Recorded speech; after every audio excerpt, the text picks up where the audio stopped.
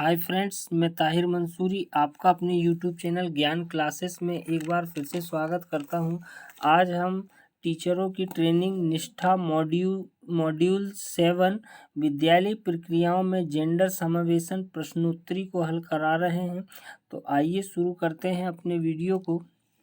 तो इसमें जो पहला क्वेश्चन दिया गया है, जेंडर विश्लेषण खालिस्तान को समझने में सहायक होता है। तो जो इसका आंसर है वो तीसरा है, महिलाओं और पुरुषों के बीच सामाजिक संबंधों में अंतर। उसके बाद अगला क्वेश्चन दिया गया है, अध्यापक किस प्रकार एक संवेदनशील कक्षा परिवेश प्रदान करते हैं।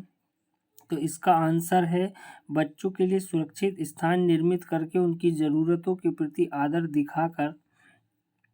इसके बाद अगला क्वेश्चन है, जेंडर समावेशन का अर्थ है। तो इसका जो आंसर है, सभी जेंडर के व्यक्तियों की संसाधन अवसरों और सुविधाओं तक पहुंच के संदर्भ में निष्पक्ष और समानता को सुनिश्चित करना और भेदभाव को कम करना। उसके बाद अगला क्वेश्चन है, हम किस प्रकार विषयों को जेंडर संवेदी तरीके से पढ़ाए जाने को सुनिश्चित कर सकते हैं। तो इसका जो आंसर है, जेंडर से संबंधित सामाजिक रूप में गढ़े गए विचारों, संस्थानों और प्रथाओं पर विषयों में ही प्रश्न करना। इसके बाद अगला क्वेश्चन दिया गया है, कक्षाओं में किस प्रकार की अध्ययन सामग्री का उपयोग किया जाना चाहिए।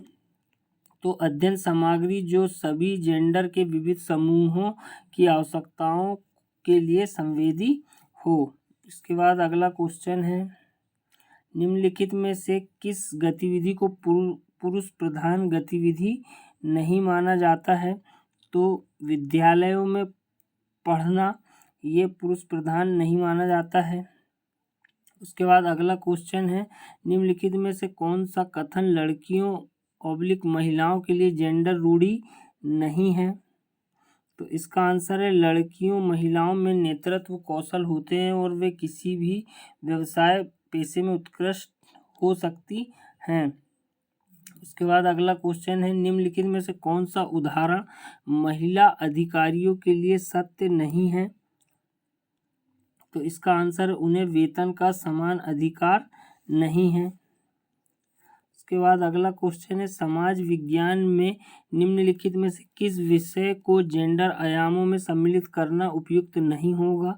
तो इसका जो आंसर है वो सौर तंत्र होगा। उसके बाद अगला क्वेश्चन है, विद्यालय किस प्रकार विद्यार्थियों को मनोवैज्ञानिक सेवाएं सहायता प्रदान कर सकते हैं। तो इसका जो आंसर है, विद्यार्थियों को मार्गदर्शन और परामर्श सेवाएं प्रदान करके। उसके बाद अगला क्वेश्चन है, विद्यालय में प्रच्छन्न या अप्रत्यक्ष पाठ्यक्रम कैसे संचालित होता है।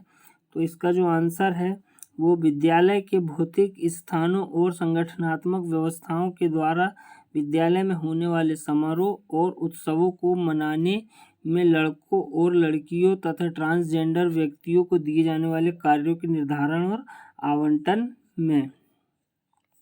इसके बाद अगला क्वेश्चन है, कक्षा 9वीं की पाठ्यपुस्तक में कुछ उदाहरण हैं जो महिलाओं को शिक्षकों और चिकित्सकों के रूप में जबकि पुरुषों को इंजीनियर और राजनीतिक नेता के रूप में प्रदर्शित करते हैं।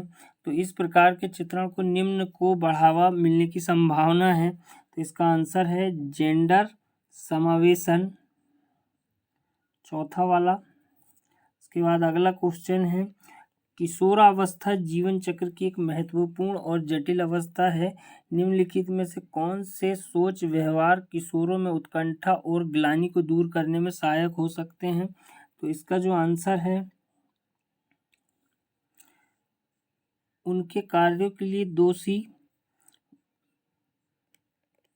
उनको स्वतंत्र रूप से व्यक्त करने के लिए सुरक्षित स्थान प्रदान करना और उनकी समस्याओं को धैर्यपूर्वक सुनना, ये इसका आंसर होगा।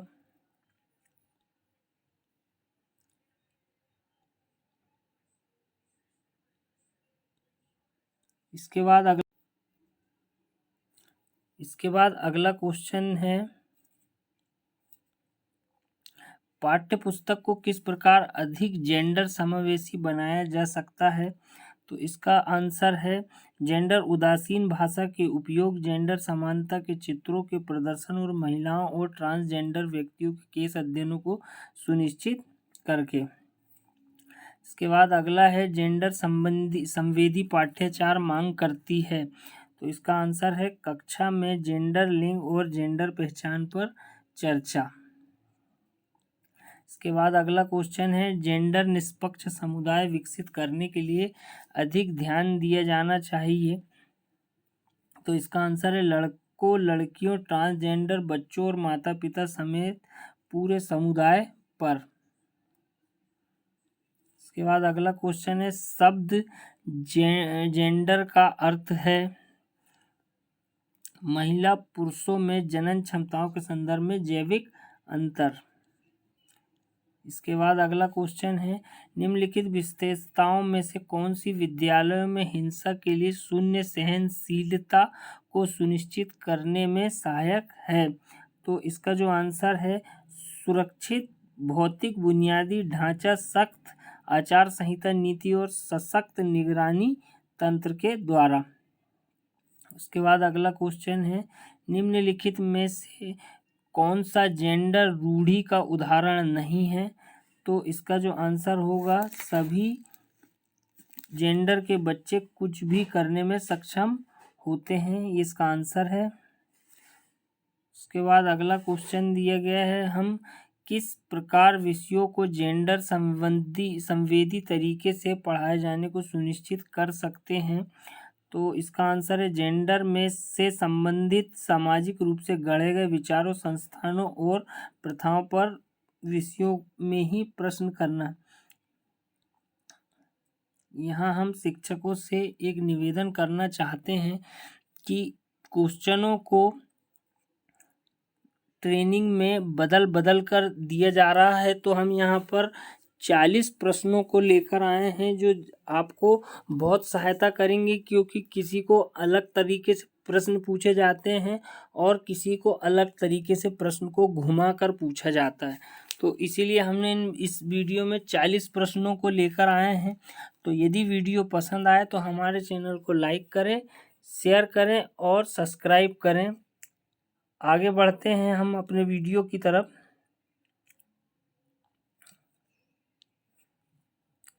अगला क्वेश्चन है जेंडर निष्पक्ष समुदाय विकसित करने के लिए अधिक ध्यान दिया जाना चाहिए। तो इसका जो आंसर है लड़कों, लड़कियों, ट्रांसजेंडर बच्चों समेत पूरे समुदाय पर। इसके बाद अगला क्वेश्चन है निम्नलिखित में से कौन सा जेंडर भेदभाव का प्रकार नहीं है? तो इसका आंसर है लड़कों और लड़कियों की डिजिटल अधिगम के लिए असमान पहुंच, तीसरा वाला। इसके बाद अगला है प्रच्छन्न अप्रत्यक्ष पाठ्याचार के विषय में निम्नलिखित में से क्या सत्य नहीं है? तो इसका जो आंसर है इसका अर्थ कक्षा में संरचनाबद्ध तरीके से आधिकारिक, लिखित और अभिष्ट पाठों, मूल्यों और मानकों को पढ़ाया जाना, ये इसका आंसर होगा। इसके बाद जेंडर भूमिका का अर्थ है सामाजिक मानकों पर आधारित सीखा हुआ व्यवहार, ये इसका आंसर होगा। इसके बाद अगला क्वेश्चन है निम्नलिखित में से कौन सा जेंडर भेदभाव का प्रकार नहीं है? तो इसका आंसर है पुरुषों और महिलाओं के लिए समान वेतन का प्रावधान, ये इसका आंसर होगा। इसके बाद अगला क्वेश्चन है निम्नलिखित विशेषताओं में से कौन सी विद्यालयों में हिंसा के लिए शून्य सहनशीलता को सुनिश्चित करने में सहायक है? तो इसका आंसर है सुरक्षित भौतिक बुनियादी ढांचा, सख्त आचार संहिता नीति और सशक्त निगरानी तंत्र, ये इसका आंसर होगा। इसके बाद अगला क्वेश्चन है जेंडर भूमिकाओं का अर्थ है तो सामाजिक मानकों पर आधारित सीखा हुआ व्यवहार, ये इसका आंसर होगा। इसके बाद अगला है अध्यापक किस प्रकार एक संवेदनशील कक्षा परिवेश प्रदान कर सकते हैं? तो इसका आंसर है बच्चों के लिए सुरक्षित स्थान निर्मित करके, उनकी ज़रूरतों के प्रति आदर दिखाकर, उनकी बात सुनने के लिए उपलब्ध रहकर और उनके अपने पक्षपातों को त्यागने के लिए तैयार रहकर। ये इसका आंसर होगा। इसके बाद अगला क्वेश्चन है, कोई शिक्षक किस प्रकार जेंडर हितैषी कक्षा सुगम बना सकते हैं? तो सभी जेंडर के विद्यार्थियों को बगैर किसी संकोच के बोलने के लिए प्रोत्साहित करके। ये इसका आंसर होगा। इसके बाद अगला क्वेश्चन है, निम्नलिखित में से कौन सा कथन लड़कियों / महिलाओं के लिए जेंडर रूढ़ि नहीं है? तो इसका आंसर है दूसरा वाला, लड़कियों / महिलाओं में नेतृत्व कौशल होते हैं और वे किसी भी व्यवसाय पेशे में उत्कृष्ट हो सकती हैं। उसके बाद अगला है, जेंडर समावेशी विद्यालय परिवेश निर्मित करने में प्रधान अध्यापकों को निम्नलिखित में किन उपायों को अपनाना चाहिए? तो सभी जेंडरों को समान अवसर प्रदान करना और विद्यालय प्रवेश की आवृत्ति रूप में जेंडर ऑडिटिंग करवाना। ये इसका आंसर होगा।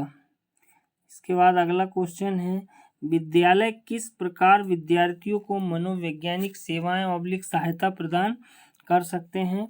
तो इसका जो आंसर है, विद्यार्थियों को मार्गदर्शन और परामर्श सेवाएं प्रदान करके।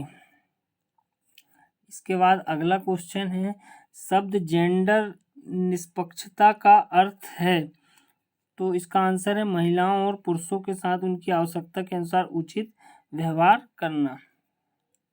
इसके बाद अगला क्वेश्चन है, भारतीय समाज में सामाजिक प्रतिमान और मूल्य डैश तंत्र द्वारा निर्धारित होते हैं? तो पितृसत्तात्मक और मातृसत्तात्मक इसका आंसर होगा। इसके बाद अगला है, जेंडर विश्लेषण डैश को समझने में सहायक होते हैं? तो इसका आंसर है महिलाओं और पुरुषों के बीच सामाजिक संबंधों के अंतर को। इसके बाद अगला है, निम्नलिखित में से किसे प्रजातंत्र के लिए चुनौती नहीं माना जा सकता है? तो इसका आंसर है पर्यावरण निम्नीकरण। इसके बाद अगला क्वेश्चन है, निम्नलिखित में कौन सा उदाहरण महिला अधिकारों के लिए सत्य नहीं है? तो इसका आंसर है उन्हें वेतन का समान अधिकार नहीं है। इसके बाद अगला है, जेंडर महिलाओं का नहीं बल्कि आमजन का मुद्दा है, क्यों है?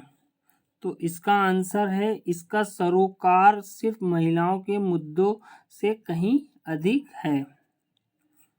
इसके बाद अगला है, सामाजिक विज्ञान के शिक्षण अधिगम में जेंडर परिप्रेक्ष्यों का प्रभावी समाकलन विद्यार्थियों को सक्षम बनाएगा।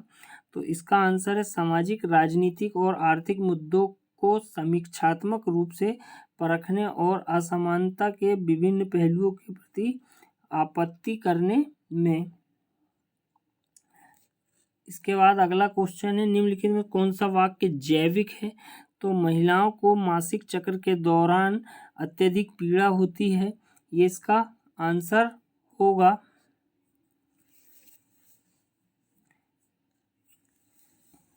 तो आज के लिए इतना ही, मिलते हैं अगले वीडियो में, तब तक के लिए धन्यवाद।